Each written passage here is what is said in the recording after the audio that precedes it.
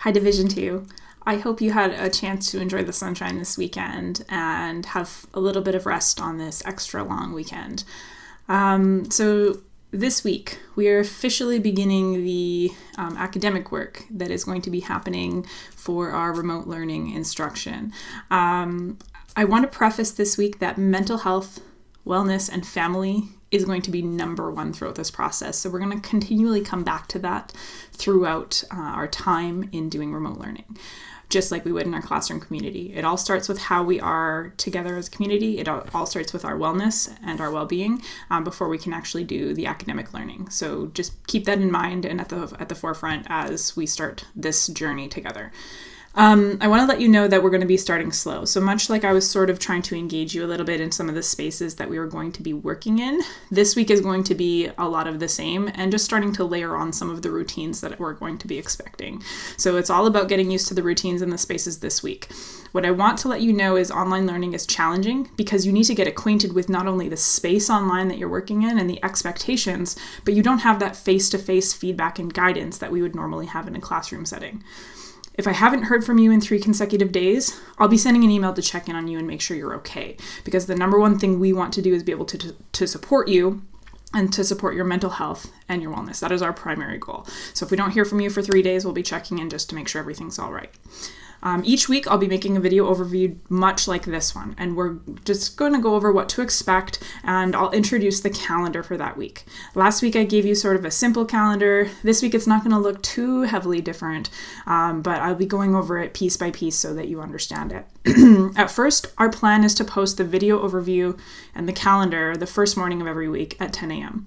This gives our grade 7 team a chance, including other teachers, resource staff, and EAs, to collaborate for success of all of our students over the weekend as needed, just as we would do during regular times. Now, Sunday was always my work day. That was always the day that I used to plan the week ahead. So that's probably going to continue moving forward. If this changes, we'll let you know. So next we're going to go over the calendar for the week and how it works. This link will be sent to you via email, okay? And then there will also be a link to our website where you can find the daily list of things to do, which I'll go over in a second. So calendar first, let's go over there and check it out. Okay, so let's take a look at the calendar and how it works. The first time you open this, it might be a little bit overwhelming. There's color-coded stuff, there's a timeline, and what I want you to know is that most of this, about 95% of it, is completely flexible. This is here to help you understand what's actually required versus what is an option for your student.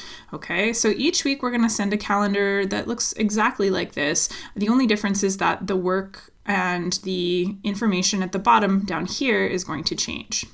On the calendar, I also want to highlight the essential questions and learning targets space. In this space, there's a question that sort of guides the week's work inside of each specific area: well-being, literacy, and numeracy. And then there's a fourth area called flexible learning. Each of these questions is going to give you a little bit of a hint as to what we're focusing on during the week.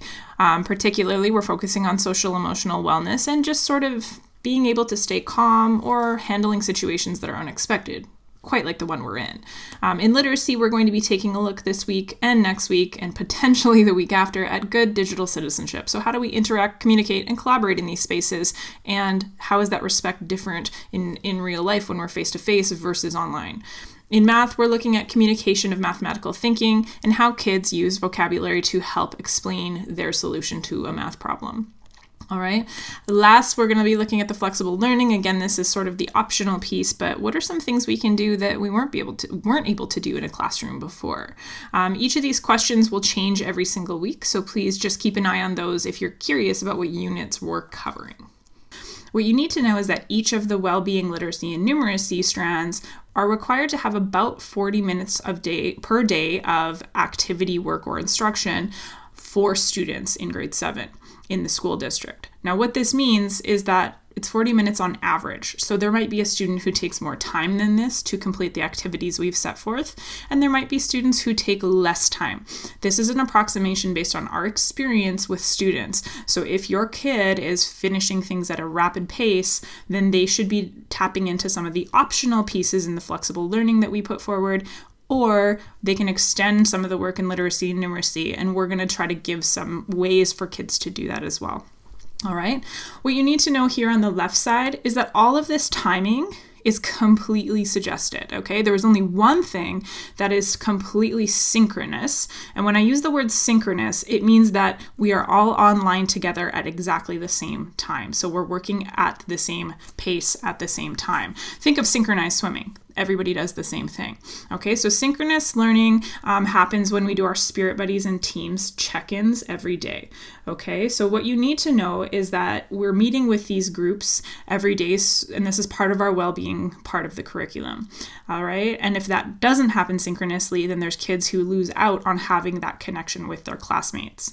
If your child absolutely cannot make the time of 10 a.m., please let me know, and then we'll try to accommodate what that might look like or move students into different groups if necessary. After the Spirit Buddies check-in, there's always going to be a community building engagement task. So we were working on some different things last week that were quite simple. Maybe somebody would check in with some kind of, funny quarantine name or a photo. And this week we're going to start building and providing some prompts for students to reply to. Okay. Every day we're going to be having a literacy routine as well, and a numeracy routine. And this is going to be coming in the form of our daily list of awesomeness. Now, what you're going to notice about this is it links directly to our class website. I'm going to be embedding the daily list of awesomeness inside of our class website. So you're going to be working from essentially two spaces as the parent. You're going to be working from the calendar and from the daily list of awesomeness, which I'll get to in a moment. And the students will be working from Teams specifically, because I'll be sending everything to the students through Teams. So if either of you are having some struggles trying to find where things are, of course, you can always email me to figure that out. Okay, so what does the daily list of awesomeness look like, and how exactly does it work? You're going to be able to click on this link to take us to our class website, or you can just navigate to our class website itself. I've opened the document itself so I can zoom in a little bit and get you familiar with all the different parts of the list each day. So to start out, we always want to build some community and some fun, make this engaging place for students to come. So this portion here is all about just interesting things that students might like, from maybe a funny video or some pictures. And here I've linked a video about the exponential growth of coronavirus and why, how it works, kind of the science behind it. So we have this lovely host from PBS, It's Okay to Be Smart. We've watched a few of his videos inside of our social studies unit on anthropology. So he is well known by the kids, and they quite like him. So as we scroll down, you're going to see the 3 sections of the curriculum that we're required to cover during this remote learning experience. So the first one is community and connectivity. We have Spirit Buddies on the docket at 10 a.m. each day. And then we have our check-in, as I discussed earlier. Okay, so that prompt is going to be there around the time that students would finish up with Spirit Buddies. We want them to talk to their Spirit Buddies via text for approximately 10 to 15 minutes.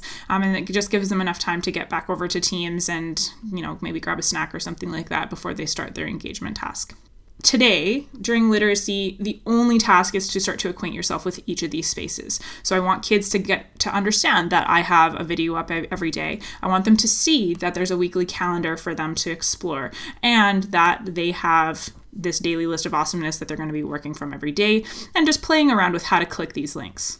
The reading task for today is to sign up for a Fraser Valley Regional Library digital card and to check out the collection. So they've been, this is all free, and they've been talking about how there's a lot of great ebooks on there. So do check that out. That's a great place to look if your student is starting to struggle with finding reading materials since we've been in self-isolation.